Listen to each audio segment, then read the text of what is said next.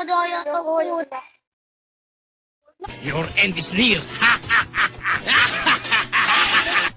Sa mustang muli, kaibigan. Sa bidyong to, ililista naman natin ang 5 sa mga pinakamagaling sa bawat posisyon sa Slam Dunk. At gaya ng sa top 10 players topic natin, pwede nyo ring ilista ang sarili nyong top 5 sa comment section kung hindi kayo pabor sa mga napili. After all, magkakaiba naman talaga tayo ng opinion base sa mga nabasa at napanood natin. So paano? Simulan na nga natin. Simulan nga natin sa power forward position. Sa pang-5, si Muto ng Kainan. Hindi man siya ang pinakamagaling, starting power forward siya ng Kainan. Kaya masasabing hindi siya basta-basta. Hindi rin gaya ng ibang player sa kapareho niyang posisyon. Magaling siyang magdala ng bola at mamasa. Okay, tayo naman! Sa ika-4, si Fukuda ng Reonan. Bagamat nabigong makapasok sa Inter-High ang team niya, isa siya sa pinakamagaling sa posisyon na to. Malakas sa opensa at mahirap pigilan. Medyo kunulang lang sa depensa. Sa ika-3, si Nobe ng Sano. Bilang starter ng tinatawag na number 1 team sa Japan. Walang dudang isa siya sa mga pinakamagaling na power forward. Sa kasamaang palad, nautakan at tinalo siya ng isang rookie na magkaharap sila. Sa ika-2, si Kishimoto ng Toyotama. Habang kinukonsidera siyang ace player, kahati niya sa titulong yun ang isa sa mga kakampi niya. Bukod sa mayabang, tinalo rin siya ng nasabing baguhang player. Sa unang pwesto, si Sakuragi ng Shoku. Habang totoo na isa lamang siyang baguhan, nahigitan niya pa ang inaasahan mula sa kanya. 6 na buwan pa lamang siyang naglalaro, pero isa na nga siya sa mga pinakamagaling na rebounder sa buong Japan. Bukod sa naghahalimaw na siya sa depensa, hindi na rin siya pwedeng iwan sa opensa.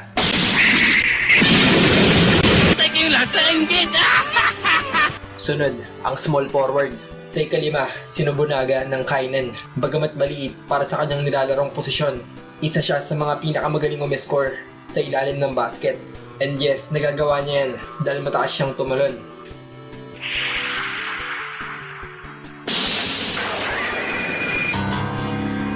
Sa ika-4, si Rukawa ng Shoku. Siguro marami sa mga fans niya ang gusto nang sugurin ako dahil dito.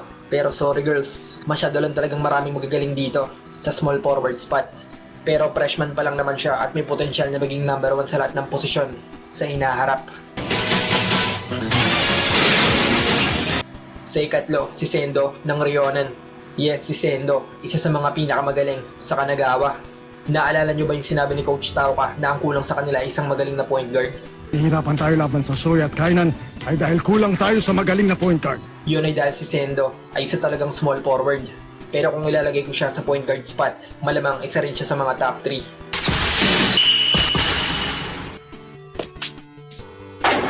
Sa ika-2, si Tsuchiya ng Daigakuen. Habang naniniwala akong isa siya sa mga pinaka-overrated na player, nagawa niya pa rin buhatin ng team niya sa Inter-High. Hindi rin sila ipinakitang natalo, kaya baka may katotohanan din naman ang hype sa kanya.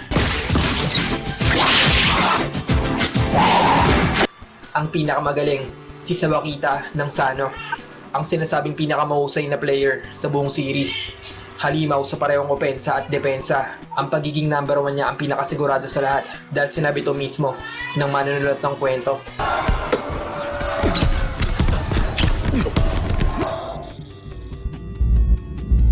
Sunod naman ang mga sentro.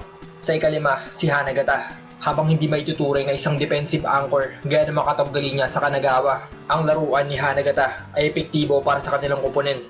Isa rin siya sa ilang sentro na may tira sa labas.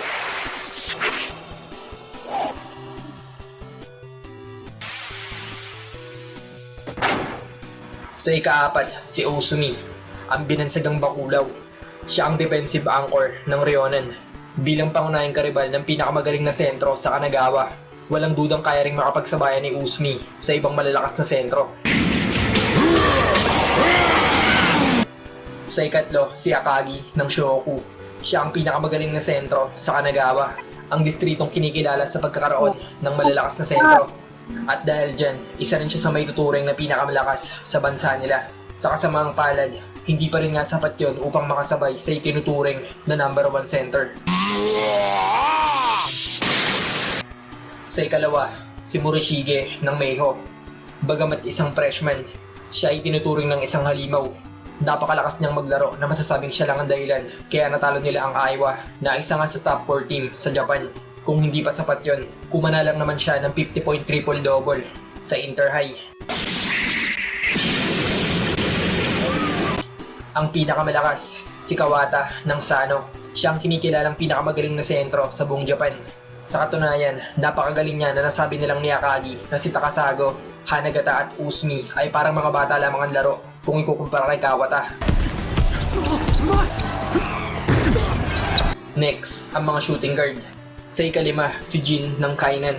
Habang kilala dahil sa kanyang long range shooting, si Jin ay masasabing underrated na player.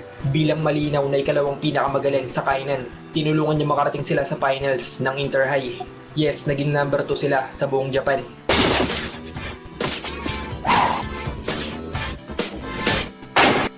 Sa ikaapat, si Minami ng Toyotama.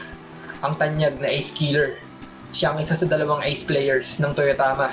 Bagamat may reputasyon na maruming maglaro laban sa mga ace players ng mga nakakalaban.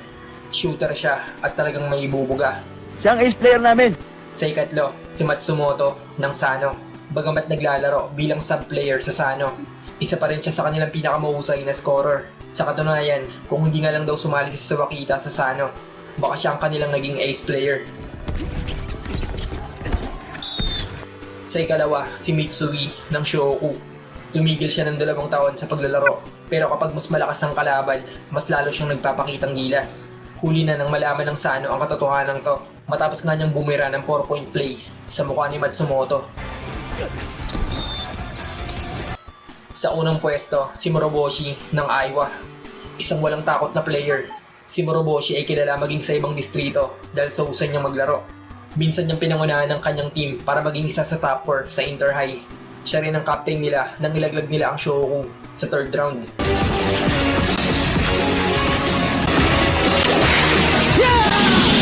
At syempre, ang mga point guard. Sa ikalima, si Miyamasu ng Kainan. Ang binansagang magtataho. Siyang tumatayong 6-man ng Kainan, ang kasalukuyang ikalawang pinakamalakas na team sa buong Japan. Bagamat papayat-payat, maasahan siya hindi lang sa opensa, maging sa pagdepensa. Dahilan para pagkatiwalaan siya ng kanyang captain at coach. Masyado ka nila minamaliit, Mia. Sa ikaapat, si Miyagi ng Shoku. Isa sa mga pinakamagaling na point guard sa Kanagawa. Mabilis siya at mahusay na playmaker. Marahil ang tanging pumipigil lang sa kanya para maging pinakamahusay ay ang kanyang kakulangan sa shooting at siguro dahil sa kanyang kaliitan. Sa ikatlo, si Fujima ng Shoyo. Si Fujima ay masasabing isa sa mga pinaka-unique na player sa buong series. Napakatalino niya na siya mismo ang pinag-coach sa kanilang team. Nagawa na rin yung dalhin sa Inter-High noon, ang Shoyo. At marahil kung hindi lang niya ibinabad ang sarili sa bangko, mas lumaki siguro ang tsansa nilang manalo.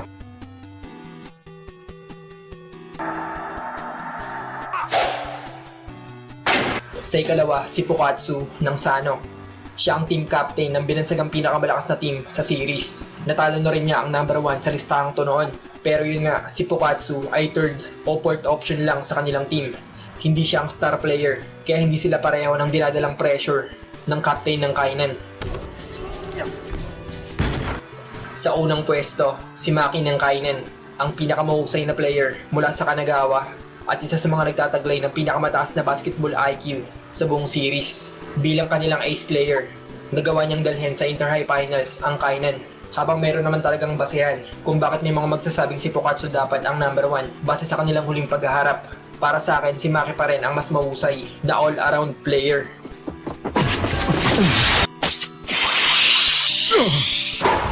So, ayun.